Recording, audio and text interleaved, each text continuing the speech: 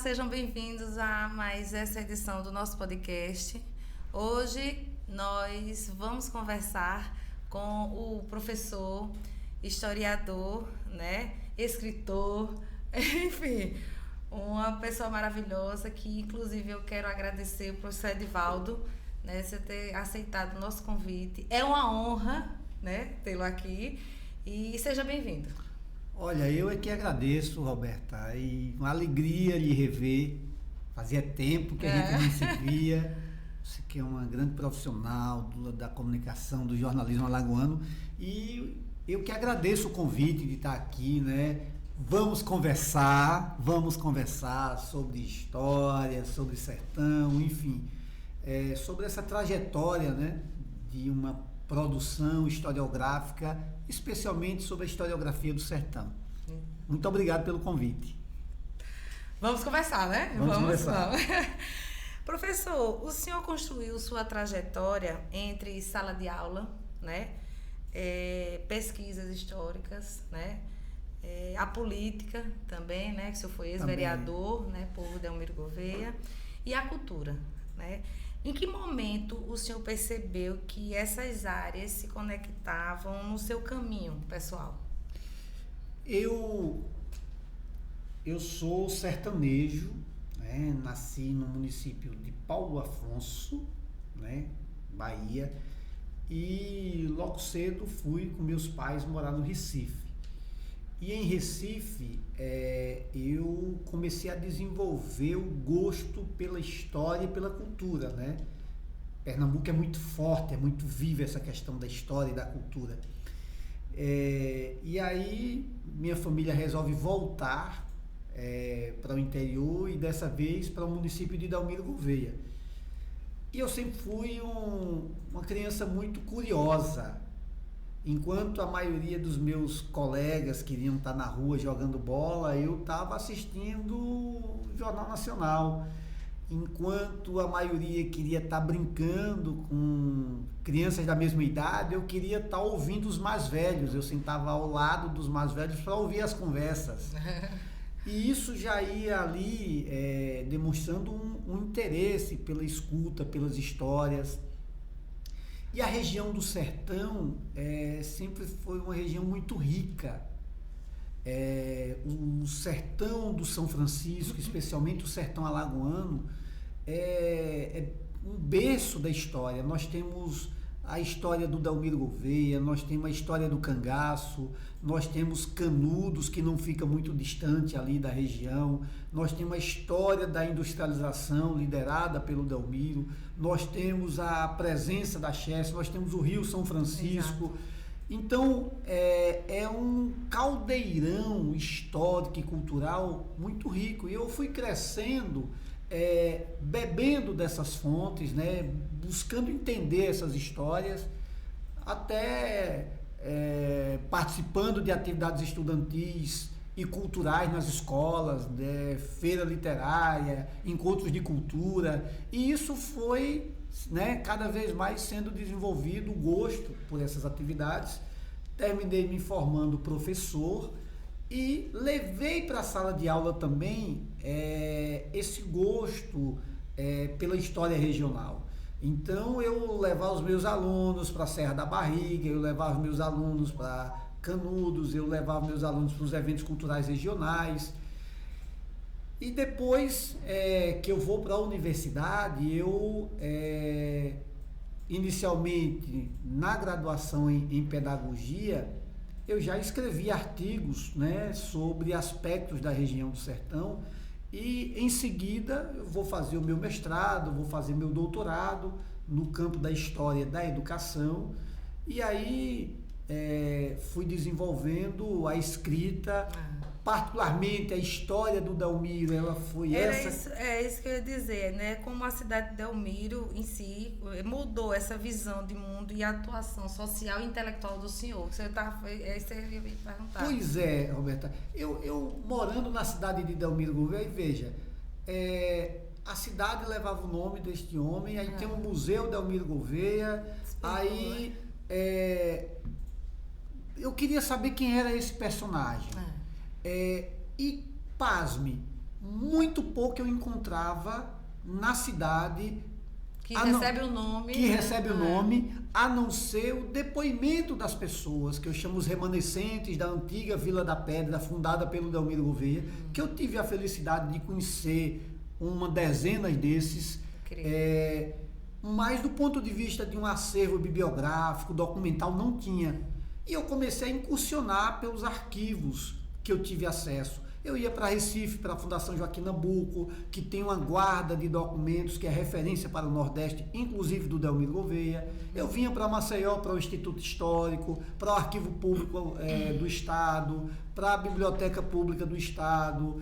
E aí eu fui percebendo que esse personagem ele tinha uma dimensão muito maior do que eu imaginava.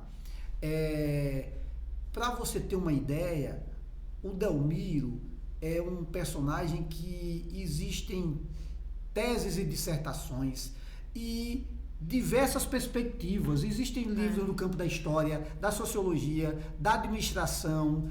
Fascinante e controversa a história dele, né? Exatamente. Então eu fui cada vez mais me aprofundando na história desse personagem, até localizar os descendentes desse personagem no Rio de Janeiro. E passei, então, quando eu entrei na Universidade Federal de Alagoas para fazer o meu mestrado, eu optei por tentar entender um aspecto que eu julguei relevante da trajetória do Delmiro, até então não estudado, que era o projeto educativo que ele levou para o sertão, quando ele monta Delmiro, que nasce no Ceará, que passa pelo Recife e no Recife se transforma num grande urbanista da capital pernambucana. Olha que eu estou falando do final do século XIX. E aí esse empresário e comerciante no Recife faz o primeiro shopping center do Brasil, foi o Mercado Derby. Ele foi dono de uma usina de refinamento de açúcar, a usina Beltrão, e ele vai empreender num grande hotel internacional que ficava ao lado do Mercado do Derby, de forma a impactar uma cidade como Recife, que era uma grande metrópole já naquela época. Mas o Delmiro, como comerciante da capital pernambucana, teve suas desavenças com a oligarquia política pernambucana, principalmente com o governador de Pernambuco, Sigismundo Gonçalves, com o vice-presidente da República, que era pernambucano, Rosa e Silva, e com o prefeito do Recife, o Esmeraldino Bandeira, de forma que ele chegou a ser preso, ter o mercado incendiado e, por fim, foi acusado de rapto e defloramento de menor, porque ele passou a ter um relacionamento com a filha bastarda do governador, que era o seu inimigo. E o Delmiro passou a ser procurado pela polícia e é assim que ele sai de Pernambuco. E ele vai para Alagoas para passar uma temporada. Saiu corrido do cara. Saiu corrido, caçado pela polícia e respondendo a um processo por rapto e defloramento de menor. E ele vem para Alagoas para passar uma temporada. Aqui é recebido pelo então governador do estado, Euclides Malta, que recomenda que ele vá para o sertão, e ele ia ser recebido no sertão por um primo do governador, que foi o coronel Ulisses Luna. E o Delmiro chega no sertão com essa jovem, a Carmélia Eulina do Amaral Guzmão, né, porque ele já tinha separado da primeira esposa, anunciada Cândida de Melo Falcão, e ele chega no sertão para passar uma temporada, mas aí ele visualiza a cachoeira de Paulo Afonso, ele conhece a linha de ferro, né, a estrada férrea de Piranhas a Jatobá, e era uma região de fronteira, e Delmiro era um comerciante de peles. Roberta. E um homem visionário, né? Ele resolve ficar na região.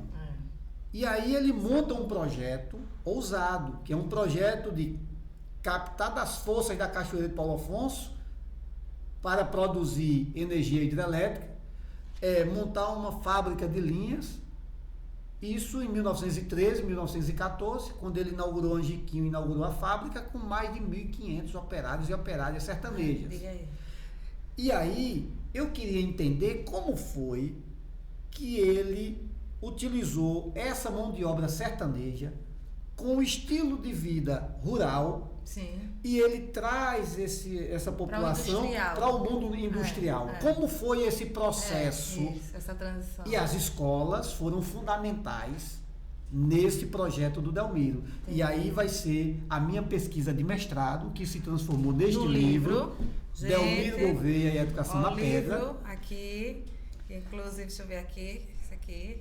Que está na sua quinta edição, Roberta, está na sua quinta edição. É um livro que os alunos da Universidade Federal de Alagoas, Campos do Sertão, têm feito muito uso, muitos TCCs, muitas dissertações, teses, que têm utilizado esses estudos que eu fiz com o meu querido orientador, professor Elcio de Guzmão Versosa. E de lá para cá, obviamente, embora eu tenha empreendido em outros temas, mas o Delmiro eu tenho carregado, né? Como eu costumo dizer, tem sido o meu santo, no sentido de é o tema que eu não posso abrir mão, porque a vida toda eu tenho carregado a história do Delmiro e junto com ele a história de uma cidade que ele fundou. Ô professor, aí é justamente isso é a pergunta que eu vou fazer agora. Delmiro Gouveia, né, como a gente citou, uma figura fascinante e controversa. Para o senhor, qual o aspecto mais mal compreendido, que o senhor já é o expert para falar, né? Da sua trajetória, no caso de Delmiro? No caso, qual o aspecto que o senhor acha que foi mais mal compreendido? Se a gente pegar principalmente nessa questão, pode ser da fase da transição rural para a industrial, com a questão da educação, o senhor acha que tem alguma coisa? Sempre que me perguntam, Roberta, qual foi o maior legado do Delmiro, sim, por exemplo, sem sombra de dúvida, foi Delmiro mostrar para o Brasil e o mundo que o sertão, como uma região do interior,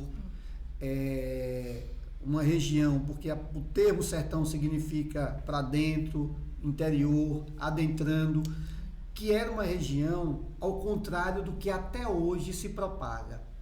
Porque até hoje a elite intelectual, cultural e uma parte da elite política brasileira veem o sertão como uma região inóspita e o sertanejo como inculto, incivilizado, indolente, cruel. Isso está muito ali também em razão do ciclo do cangaço, em que se faz uma leitura e se reproduz na literatura brasileira um estereótipo que não é verdadeiro. E o Delmiro vai chegar lá em 1902, no sertão alagoano. Em 1913 ele monta o Angiquinho, em 14 inaugura uma indústria que vai ser referência para o mundo. Isso. A fábrica de linhas da pedra é referência para o mundo. Então o Delmiro, ele mostra que o sertanejo ele é sim trabalhador, que a região do sertão é uma região que pode produzir, uma região rica, com suas belezas naturais, que tem suas adversidades como qualquer outro lugar, mas que tem uma potência muito grande. Então o Delmiro ele se contrapõe a essa perspectiva. A pedra, na época do Delmiro, o núcleo industrial da pedra que ele fundou, Roberta, foi visitado por muitos intelectuais na época. Assis Chateaubriand visitou e escreveu artigos sobre o que ele viu na pedra. Imagine um vilarejozinho com 7 ruas, mas tinha cinema em 1915. E o aluno, para ir ao cinema no domingo, tinha que na sexta-feira mostrar que tinha feito todas as suas atividades na escola. Porque senão a punição, para quem não fazia, era não ir à sessão de cinema no domingo. Imagina, estamos falando do sertão, do alto sertão alagoano, em 1915, 1916. Tinha rinque de patinação, que o acesso das crianças se dava pela frequência na escola. Os pais, quando os filhos não frequentavam a escola, funcionários da fábrica, no primeiro momento eram chamados e advertidos, no segundo momento eram multados. Né? E num terceiro momento, teve casos comprovados de os pais serem demitidos da companhia por não acompanharem a frequência dos filhos na escola, por tratarem de forma relapsa a presença dos filhos na escola. Então, esse aspecto da incorporação do conjunto de trabalhadores e trabalhadoras sertanejas e essa mudança do mundo rural para o mundo industrial, cadenciado pelo apito da fábrica, pelo horário do relógio, é uma contribuição que o Delmiro dá. E um outro aspecto aí, eu acho que uma incompreensão, te respondendo de forma mais objetiva, vai se dar porque isso vai se contrapor a uma lógica política que prevalecia na região. Os então coronéis, né, que lideravam a região vão ser contrariados a partir dessa perspectiva do Delmiro, e isso vai ser um problema que, inclusive, vai levar à morte do Delmiro. De certa forma, a morte do Delmiro é o resultado dessa incompreensão do que Delmiro estava desenvolvendo, implementando ali no sertão. Perfeito. Tem tudo isso aqui no livro, né? Tá tudo isso aqui, viu? Vou sugerir a leitura. A leitura, viu? É só um spoiler, né? Porque, na verdade, professor, esse livro, eu trabalho no primeiro capítulo, eu trabalho a trajetória do Delmiro, essa trajetória de um menino pobre, que perdeu o pai na Guerra do Paraguai, que ficou órfão de pai e mãe aos 15 anos de idade. Tá na 5ª edição, né? Tá na 5ª edição. Sim. E esse menino vai trabalhar por conta na cidade do Recife, e comerciante de peles de animais, esse vai se transformar no rei das peles. Depois, por conta do que eu já contei, todos esses conflitos com a oligarquia política pernambucana, ele migra para Alagoas. E nos 15 anos, ele chega em 1902 e é assassinado em 1917. Então, são 15 anos. Sim. Ele realiza uma transformação do ponto de vista desse projeto industrial. E aí, Roberto, tem um historiador, que é o Frederico Pernambucano de Mello, que ele diz algo que eu concordo integralmente. Quando a gente fala na literatura nordestina, nós temos vários nomes, e vou citar um alagoano, que é o Graciliano Ramos. Sim. É um ícone da literatura nordestina. Se a gente falar na música nordestina, nós temos vários, mas eu vou falar de um que é Luiz Gonzaga. Se a gente for falar na religiosidade popular, eu posso falar do Padre Cícero, eu posso falar do Frei Damião, eu posso falar do Antônio Conselheiros. Se a gente falar do cangaço, eu posso falar de Lampião, de Maria Bonita. E se nós falarmos do desenvolvimento, da industrialização, é o Delmiro Gouveia. Então, Delmiro Gouveia é um personagem da grandiosidade do Luiz Gonzaga, do Graciliano Ramos, do Lampião, da Maria Bonita, do Antônio Conselheiro, do Padre Cícero. E essa história, ela, nos últimos anos, ela tem chamado mais a atenção, né?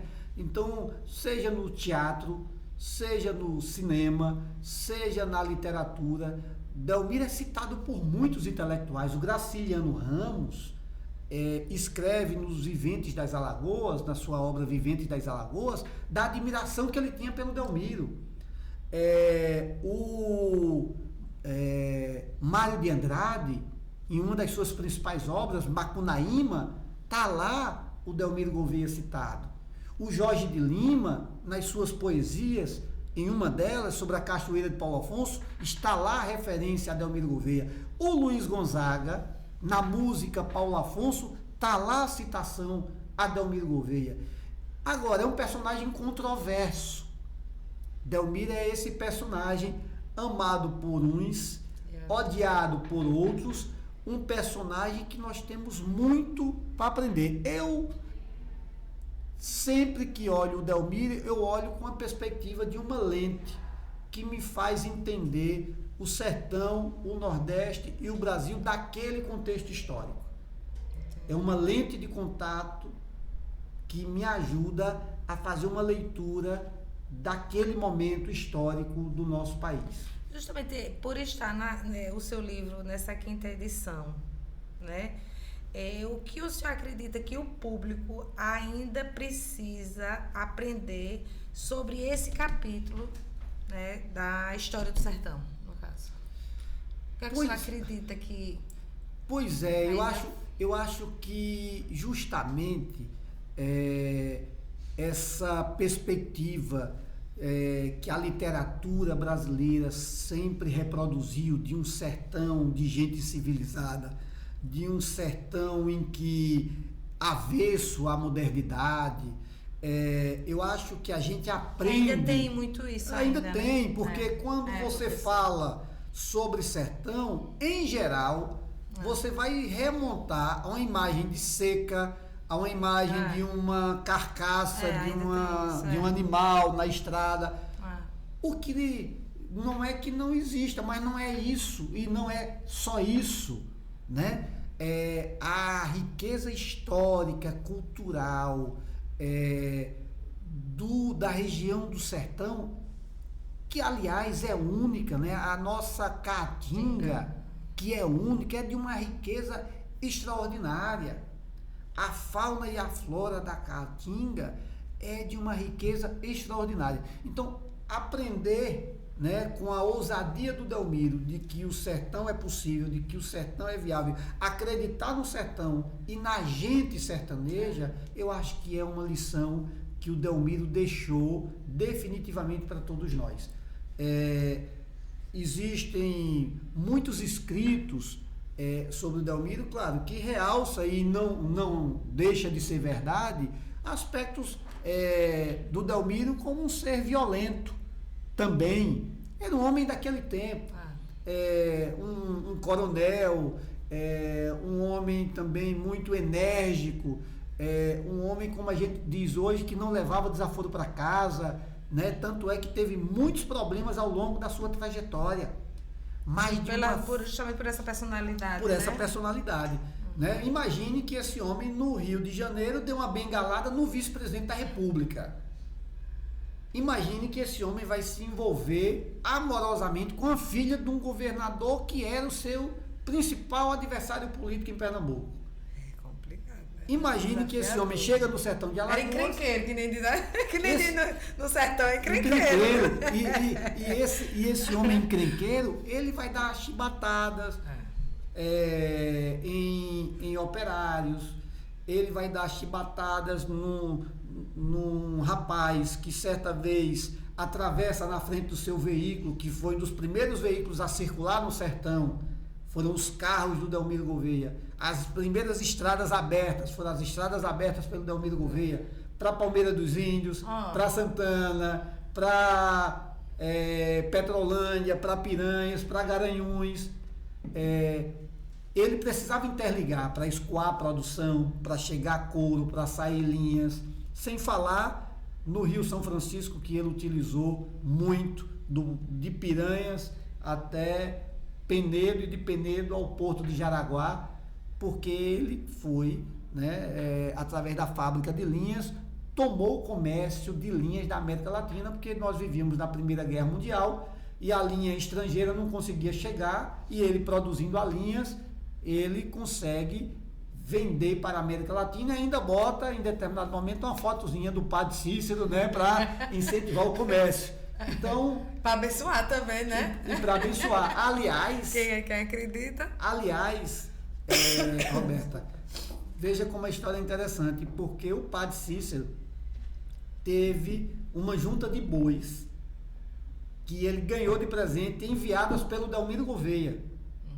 E essa junta de bois, um desses bois, vai ficar famoso no episódio que, né, o boi mansinho, né, que o Padre Cícero levou para uma propriedade e o Beato Zé Lourenço é quem tomava conta. Esse boi ocasionou o maior problema, um dos grandes problemas que o Padre Cícero teve na sua vida foi com esse boi que teve que ser sacrificado.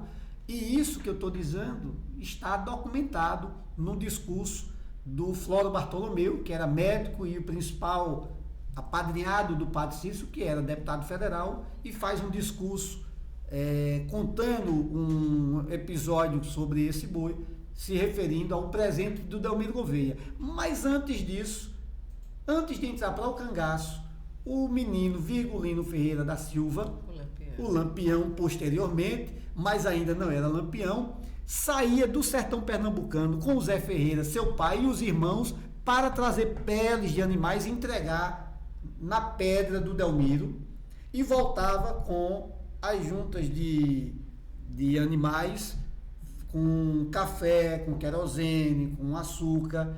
Então ele foi almocreve junto com o pai do Delmiro Gouveia. Então veja que 3 personagens se cruzam: Delmiro Gouveia, Lampião e Padre Cícero.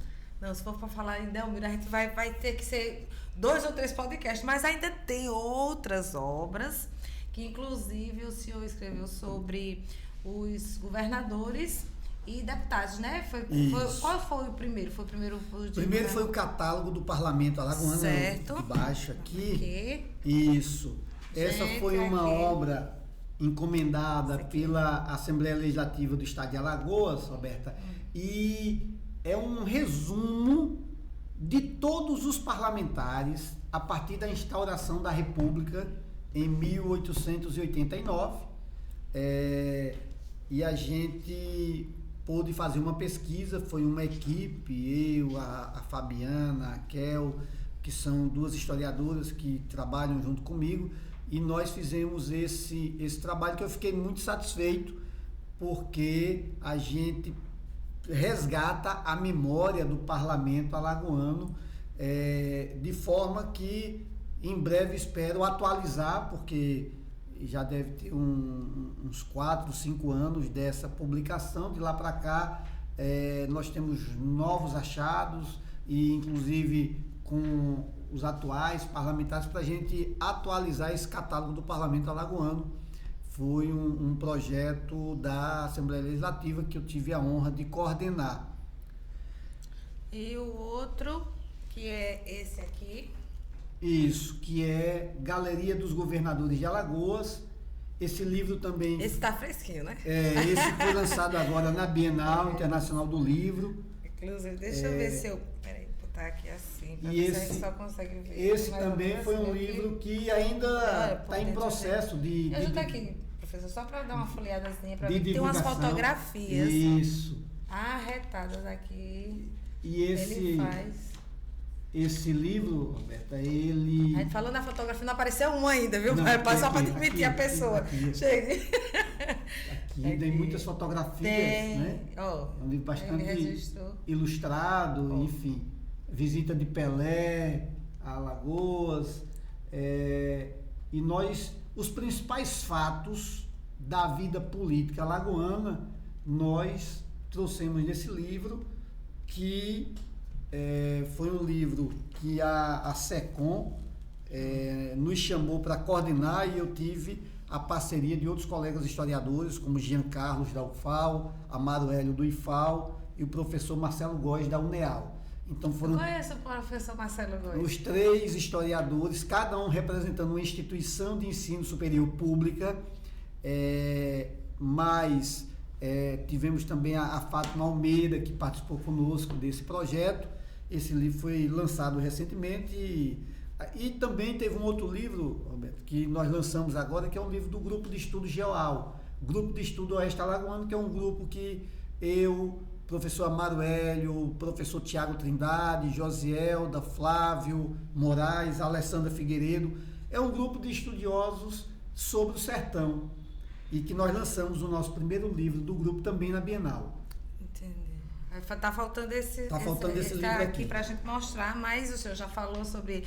Aí esse aqui, tanto são os governadores como também os governadores interinos, não foi o senhor falou? Isso, nós resolvemos incluir todos que assumiram o governo. Por um instante tenham assumido o governo do estado. Então nós vamos encontrar muitos que nós chamamos de interinos, que são aqueles que presidente do Tribunal de Justiça, que na ausência do governador e do vice e do presidente da Assembleia assumiu o cargo. Eu vi a foto aqui até do desembargador Tutimés. Exatamente.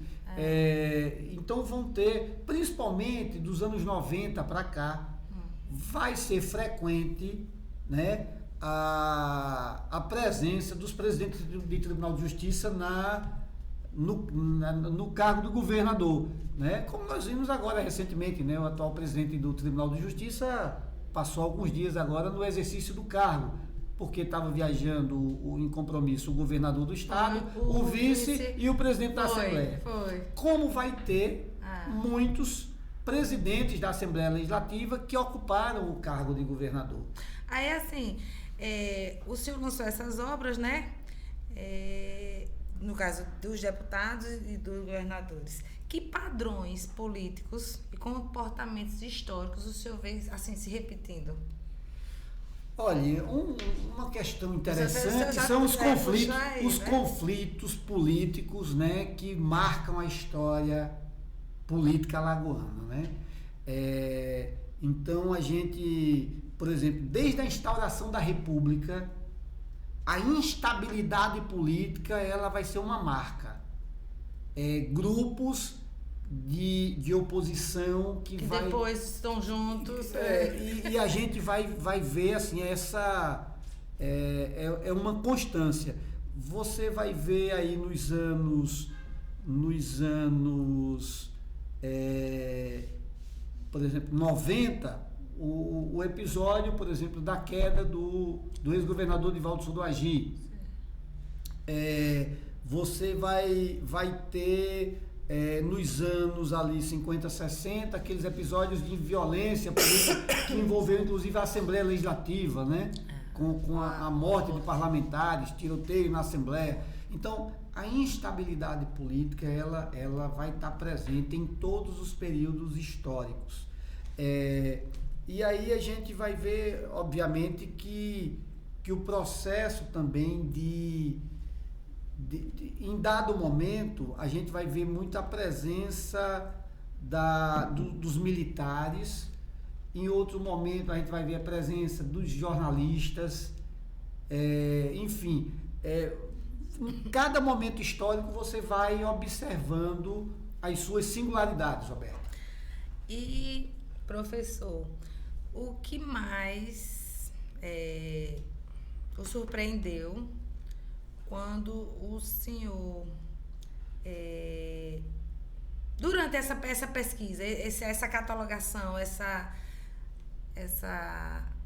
obra, no caso, o final dessa obra, o projeto todo, o trajeto, no caso, de pesquisa, tudo, teve alguma coisa que surpreendeu, alguma dificuldade, alguma coisa para ter essa documentação? Porque isso tudo é documentos, né? Claro. E o senhor aí, principalmente fotos, porque as informações, às vezes, você não tem ela de fontes assim, mas é como o senhor disse, tem informações que são ditas, né? Como o senhor fez no livro de Delmiro. Então, teve alguma dificuldade? Nós tivemos algumas dificuldades, por exemplo, de imagens de governadores no período mais remoto. Porque nós fomos a arquivos nacionais, como a Biblioteca Nacional, como o Arquivo Nacional. Mesmo assim, em alguns casos, nós tivemos dificuldade de encontrar imagens, né, de governadores. Essa é uma questão, Roberta, que incomoda demais aos historiadores e esse que vos falo em particular, são as condições dos arquivos no Brasil. Porque não existe também uma digitalização, né? A preocupação. Eu falo até porque na Tribuna do Sertão existe um acervo grande de jornais, são mais de 1000 exemplares do jornal impresso, que eu acho lindo, assim, mas só que, infelizmente, o Dr. Vladimir Ivanovich, ele, inclusive, estava vendo essa questão, tendo essa preocupação, que disse que, inclusive, ia fazer uma doação para um estudo, para que houvesse esse cuidado de fazer essa digitalização, porque é muita coisa, muita informação. Vou lhe dizer de primeira mão.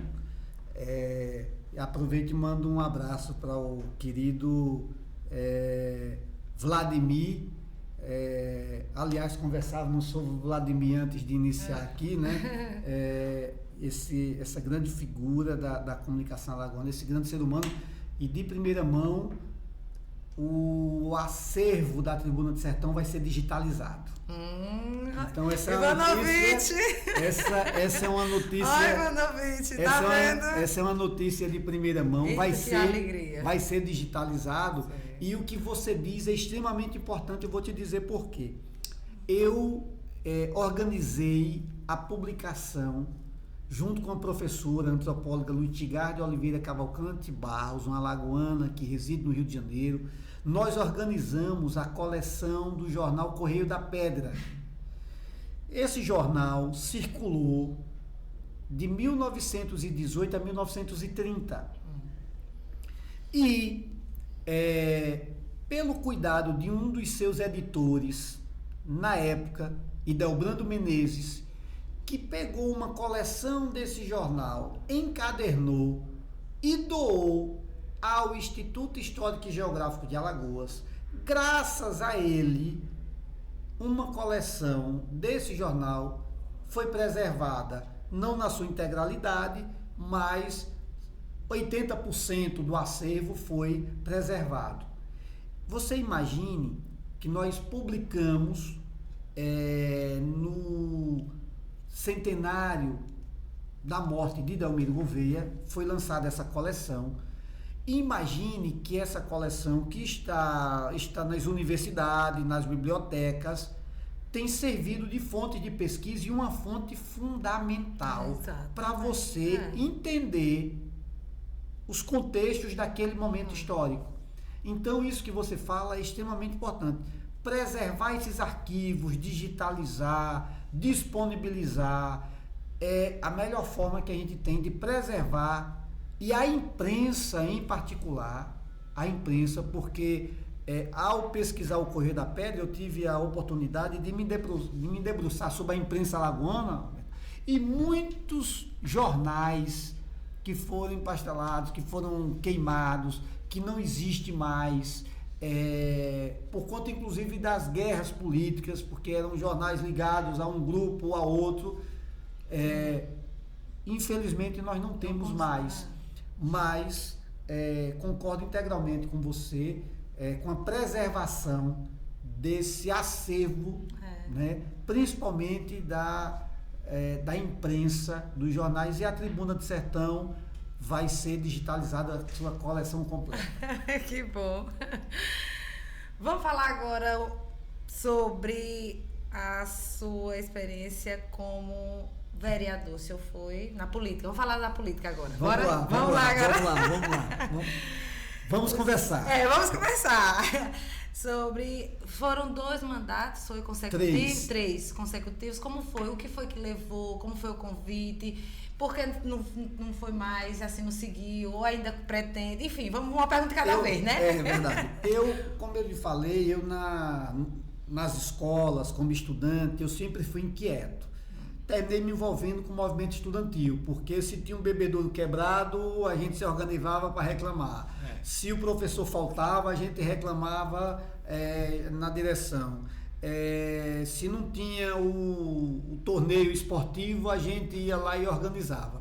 De forma que isso foi dando uma espécie de liderança no movimento estudantil, que me levou a ser dirigente de movimento estudantil. Fui diretor de Grêmio, de movimento estudantil em Delmiro, depois eu fui da UESA, União dos Estudantes Secundaristas de Alagoas, fui da União Brasileira dos Estudantes Secundaristas, participando de congressos nesse país, viajando para debater escola pública gratuita com qualidade, ao ponto que passei a militar também politicamente, né? E fui militante durante muito tempo do PCdoB. O primeiro mandato foi quando? E aí em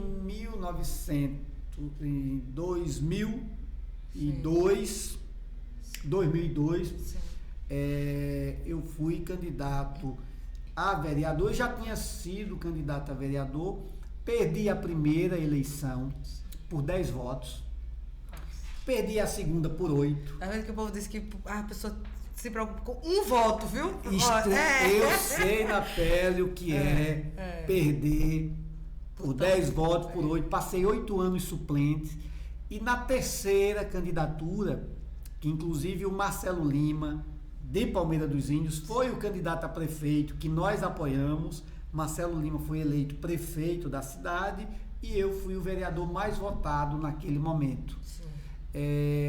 Depois eu fui candidato à reeleição, mais uma vez à reeleição, e no intervalo fui 2 vezes candidato a deputado estadual pelo PCdoB, e uma vez candidato a vice-governador na eleição em que eu disputei com a Lenilda Lima, pelo PT. Ela é jornalista, né? Não. A Lenilda é da CUT, professora do Sinteral, sim. porque tem a Lenilda Luna, que é jornalista, que é da UFAL. Essa é a Lenilda. Querida Lenilda, mas a Lenilda, professora, dirigente sindical do Sinteral, foi candidata a governadora indicada pelo PT e o PCdoB me indicou para ser o vice. Foi na eleição em que o Theo Vilela foi candidato com o José Vanderlei, o João Lira foi candidato com o Celso Luiz e terminou eleito o Theo Vilela com o José Vanderlei. Tinha quem dissesse que aquela ia ter aquela reviravolta. Pois era é. laranja.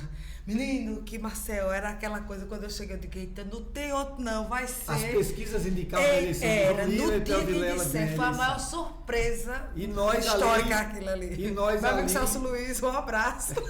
Mas aquele prometeu. nós naquele momento estávamos Foi. com a candidatura, né, da professora Lenilda, e então essas, né, foram as candidaturas. Portanto, eu fui 5 vezes candidato a vereadores, né, das quais 3 mandatos, Sim. pelo município de Delmiro Gouveia, 2 de deputado e uma de vice-governador. Em dado momento, Roberto, chegou o momento em que eu refletia o seguinte: no interior, infelizmente, a atuação do parlamento ela é reduzida.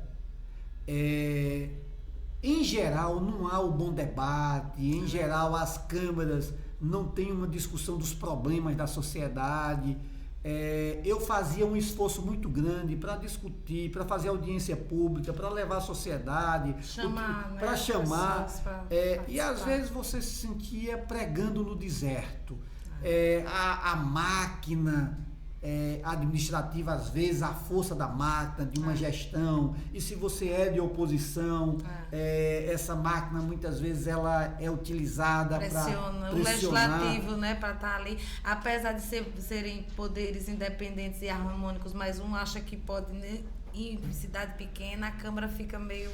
E aí eu cheguei um momento em que eu sempre no paralelo estava na atividade docente, professor da rede pública estadual e municipal em Delmiro, fazendo pesquisas, e chegou um momento que eu refleti e disse, olha, eu quero focar nas minhas pesquisas, eu quero dedicar o meu tempo a pesquisar, e aí fui fazer meu doutorado na Universidade Federal de Pernambuco, depois eu fui para Portugal, fazer uma parte do meu doutorado na Universidade de Lisboa, e quando eu voltei, eu decidi que não seria mais candidato, né?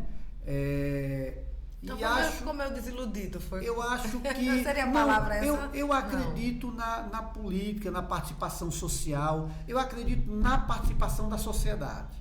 Embora as instituições estejam muito viciadas, as lideranças políticas, o sistema político brasileiro, e aí eu vou falar da nossa realidade, que é Alagoas, que é a minha realidade, que é do sertão, o custo de uma campanha eleitoral se torna inviável.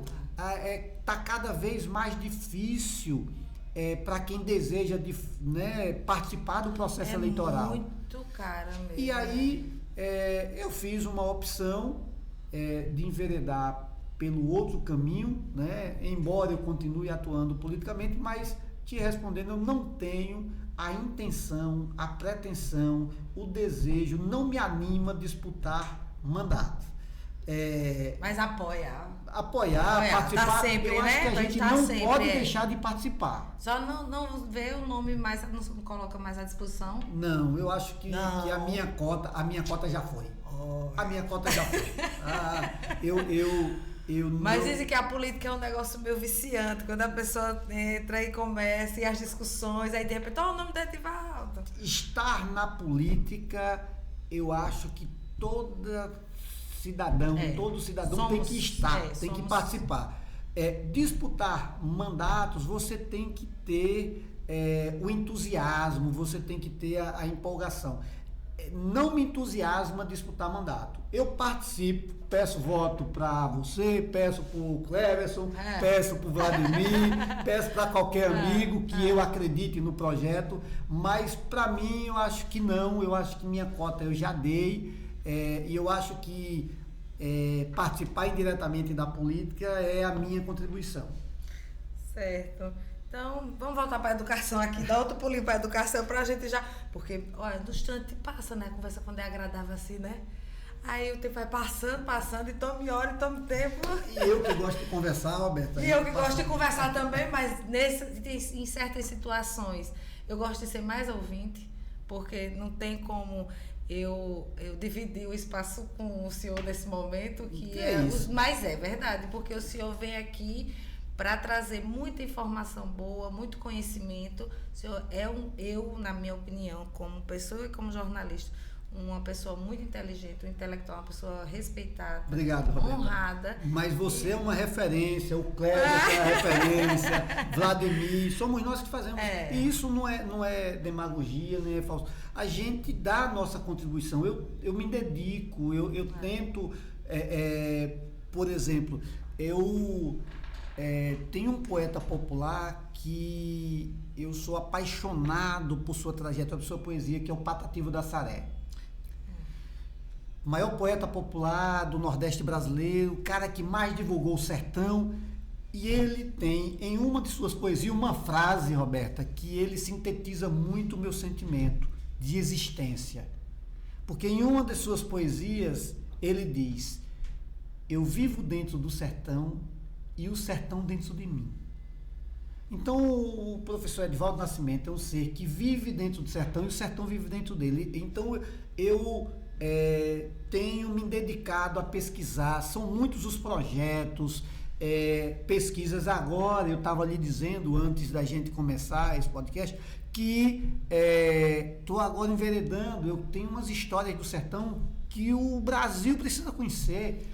O povo que nos anos 60, em Pariconha, resistiu à ditadura militar, trabalhadores e trabalhadoras rurais, que se organizaram em sindicato rural, em cooperativa, e que esboçaram a formação de uma guerrilha para enfrentar a ditadura militar. E Alagoas não conhece essa história. Eu resolvi trazer essa história, tenho me dedicado a pesquisar essa história e em breve pretendo produzir um documentário sobre essa história, que é a história da resistência de homens e mulheres, trabalhadores e trabalhadoras rurais do Alto Sertão Alagoano, que para lá foram lideranças nacionais que, perseguidos pela ditadura, vão se juntar ao grupo de Pariconha, como Aldo Arantes, que tinha sido presidente da UNE, Socorro Gomes, que foi deputada federal pelo Pará, o Aldo foi deputado federal por Goiás, como José Gomes Novaes, uma liderança de Pariconha que vai parar na China e se reunir com Mao Tse-tung, que faz a Revolução Chinesa, e volta, e funda CUT, funda CONTAG, estava na Chacina da Lapa, depois vai para a Bahia. É muita informação. É muita informação. E isso é a história do sertão, a história dos povos indígenas do sertão, Roberto. Eu tenho ido aos rituais indígenas de alguns povos indígenas do sertão, são as coisas mais lindas que eu tive a oportunidade de ver. E a gente, quem mora na capital, não sabe nem que tem indígena no sertão, muito menos conhecer os seus rituais. Pretendemos também produzir um documentário sobre os rituais. Então são esses dois projetos que estão em andamento. E um filme que é do meu amigo Elcio Vessosa, cineasta, alagoano, que mora em São Paulo, premiado, que tem um longa sobre o sertão, em particular sobre Delmiro, cujo título do longa é Delmiro, e que eu estou associado a ele na produção, e nós pretendemos em algum momento levar essa história para as telas de cinema desse país. Ele não para, não. O homem não para. Mas aí, eu ia esquecendo, me lembrei agora. E a sal, o senhor também está na sal, vamos Pois lá falar é. da sal também. Esse é um outro capítulo que vocês viram, né? Como é, né? Que tem que lutar, né? Né, Cleverson? Tem que lutar. Então, eu estou na agência reguladora, né? Lá, a agência reguladora do Estado de Alagoas, ela faz a regulação de saneamento básico, que o diretor é o José Márcio, do transporte intermunicipal, Sim. que é a doutora Andressa, do gás canalizado e da energia, que é um convênio com a ANEEL. Essas duas áreas, gás e energia, é a diretoria que eu respondo por ela, e temos a Camila, que é a presidente. Então, a ASAL faz a regulação dessas áreas, né? Eu fui convidado pelo governador Paulo Dantas, pelo deputado Ronaldo, para assumir essa função. Tem sido uma experiência muito rica, porque é uma área nova, né? Mas que a gente tem desempenhado com muito compromisso, principalmente naquilo que eu acredito, que é você lutar para ter serviços de qualidade sendo ofertados à sociedade. Exatamente. Que pagam por eles. Exato. Essa é a matriz que guia a nossa atuação na ASAL. Em geral, a sociedade alagoana acha que a ASAL é só transporte intermunicipal, né, por conta dos veículos. Eu fiz uma entrevista tive uma conversa, que eu gosto de usar esse termo, uma conversa com o defensor, que ele disse sobre a questão da Águas do Sertão, né? Isso. Ele disse que a ASAL também participa, né, em algumas Porque situações. Quem faz o acompanhamento dos contratos é a agência reguladora. Isso. Então não é só transporte não, tem tudo isso aí. Não, muito pelo contrário. E, por exemplo, a área do gás, que Alagoas tem um potencial enorme, né, de produção, e essa produção deve ser utilizada para o desenvolvimento do Estado. Nesse sentido, Roberto, assim, nós estamos tendo todo o apoio do governo do Estado, do governador Paulo Dantas, no sentido de que a nossa lei do gás foi considerada a lei mais avançada do Brasil, ao ponto da ASAL estar em primeiro lugar no ranking nacional de leis referente ao gás, o que isso possibilita investimentos, o atrativo de empresas para que possam vir e, consequentemente, ajudar o desenvolvimento do Estado, geração de emprego, de renda. Estou te dando uma amostra da importância que tem as agências reguladoras, né? Nós temos as agências federais, né, como a ANA, Agência Nacional das Águas, a ANEEL, Agência Nacional de Energia Elétrica. Nós temos as séries de agências federais e nós temos as agências estaduais, né?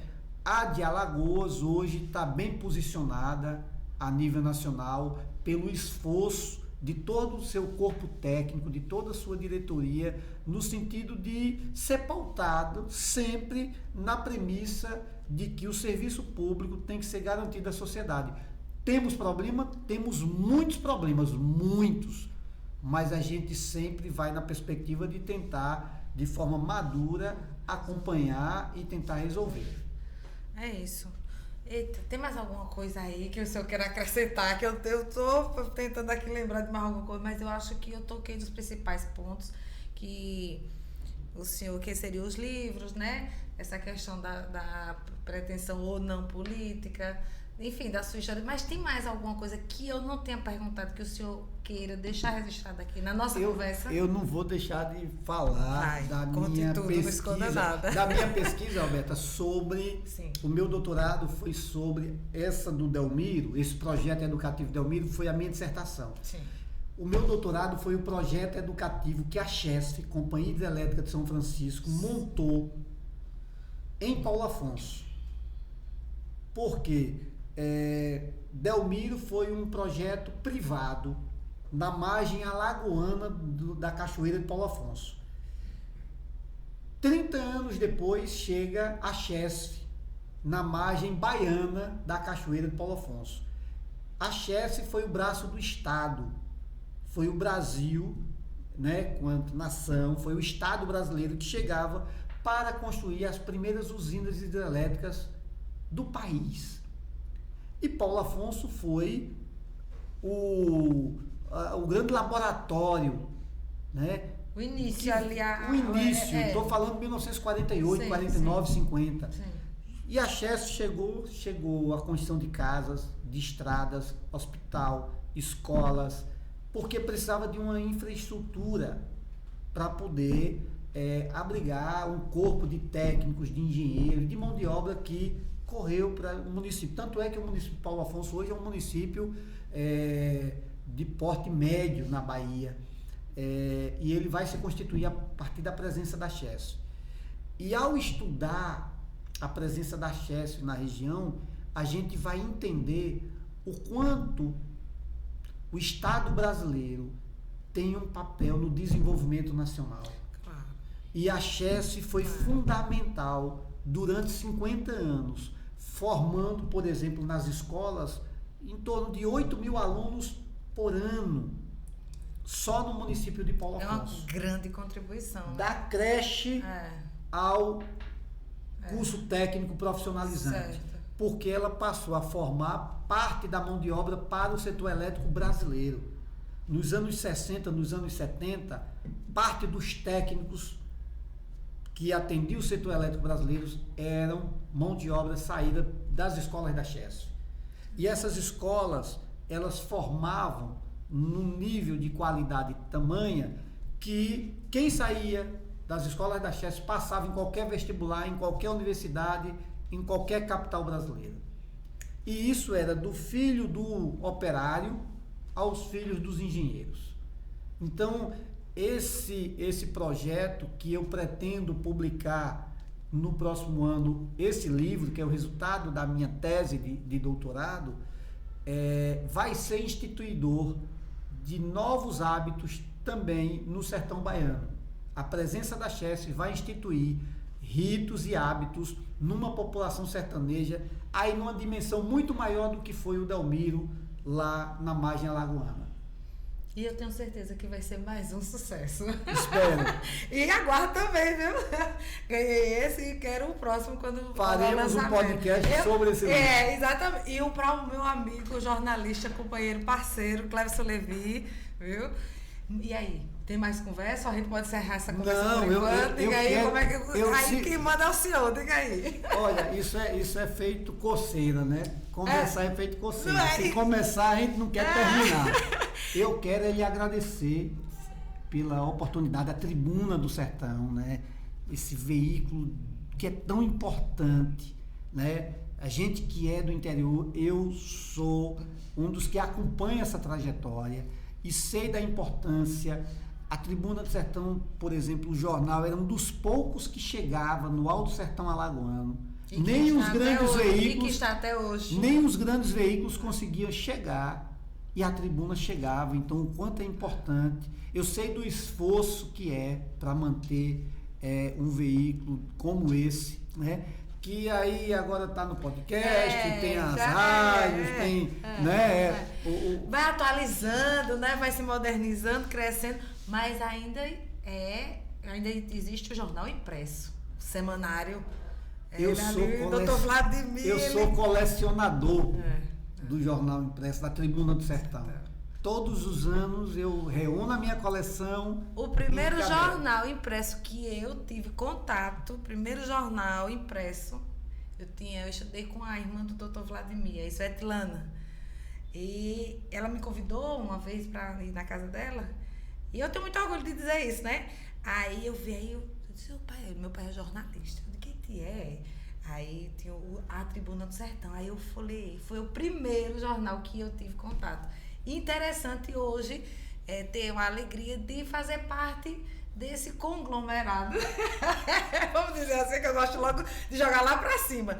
Que é site, jornal impresso, aí site, rádio, né? Agora o canal, no caso da Tribuna Mix, que são com os podcasts, que a gente tem que estar sempre, né? E Roberta, eu sou encantado com aquela sede no município de Palmeira dos Índios. As pessoas acham que fala no Jornal do Interior, acham que é qualquer coisa. Eu tenho certeza que tem determinados veículos na capital que não tem a estrutura que a Tribuna tem. Ótima observação. Eu fico encantado. E quando eu recomendo às pessoas, eu sugiro que passem lá, que conheçam, as pessoas ficam impressionadas com a acredito. ousadia, né? Com a ousadia que é.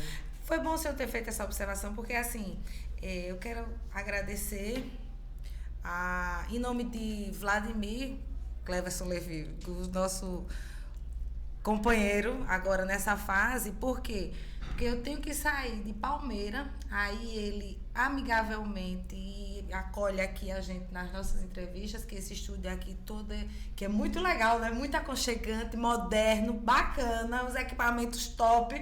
Eu faço logo assim, né? A publicidade do meu amigo, porque o que é bom é bom. E ele tá aqui por quê? Porque em Maceió, aí se a gente não tivesse esse apoio, tivesse formado essa parceria, né? Nós três, no caso, a Tribuna do Sertão, e eu me coloco como apresentadora para estar aqui em Maceió, seria difícil, porque tem gente que não quer ir para Palmeira dos Índios, porque não acredita que tenha tanto profissionais, meu Deus, a gente trabalha direitinho, como também, principalmente, a questão de estrutura, não querem sair daqui para... E foi importante o senhor dizer isso. Não, eu aproveito aqui para um abraço ao Cleverson. Cleverson é uma referência, né, da comunicação, é uma referência, sempre ouvi falar, assim, é um cara antenado também com o que acontece, né, na comunicação alagoana, né? O Vladimir é outro que assim, é um persistente. Se o Vladimir não fosse persistente, não estava de pé, né? E ele leva com muito afinco. E Roberto, eu acho que ter essas parcerias se fortalece todo mundo. Você vê aqui que nós estamos numa infraestrutura que não deixa a desejar para ser ninguém. Nós temos até plateia hoje aqui assistindo. Temos até plateia aqui assistindo o nosso podcast. Vamos dizer o nome das minhas filhas, minha gente, que está aqui, Nicole e Lívia. Vieram acompanhar também, o professor. Eu quero, inclusive, parabenizar, né? Porque eu tinha visto na tribuna que ela foi primeiro lugar em medicina na Universidade Federal. Veja a importância da interiorização da universidade. Veja a importância da interiorização, da gente ter, né, da educação, da gente ter uma UFAL hoje em Delmiro Gouveia, Campos Sertão, com os cursos de História, Letras, Pedagogia, Geografia. Temos em Santana de Ipanema cursos de Ciências Contábeis, Economia. Em Arapiraca, Delmiro tende a ampliar agora os cursos, quer dizer, a importância da interiorização da universidade, porque durante muito tempo nós do interior não tínhamos acesso. Quem tinha condição econômica, os pais tinham condições, trazia os seus filhos para a capital e seus filhos tinham a oportunidade de fazer o vestibular, de ir para a universidade, estudar em escola particular, inclusive. E nós, né, tínhamos que nos contentar com, no máximo, concluir o ensino médio. Depois ia trabalhar no comércio, ia ali tentar um emprego de prefeitura. Hoje, né, a interiorização do ensino superior público no Brasil inteiro, junto com os institutos federais, tem sido um ganho para o país muito grande, Cleverson. E isso se deve aos governos do presidente Lula, da Dilma. Eu tenho que dizer isso aqui, porque é verdade, porque a ampliação das universidades foi um projeto, né, liderado pelo presidente Lula. A gente não pode dizer que não foi. E eu fico feliz de hoje ver ex-alunos meus lá no interior. Semana passada eu estava numa banca de TCC, divina da banca, com um ex-aluno que hoje está terminando o doutorado em antropologia, e um aluno, né, de uma história de vida simples, de muita dificuldade.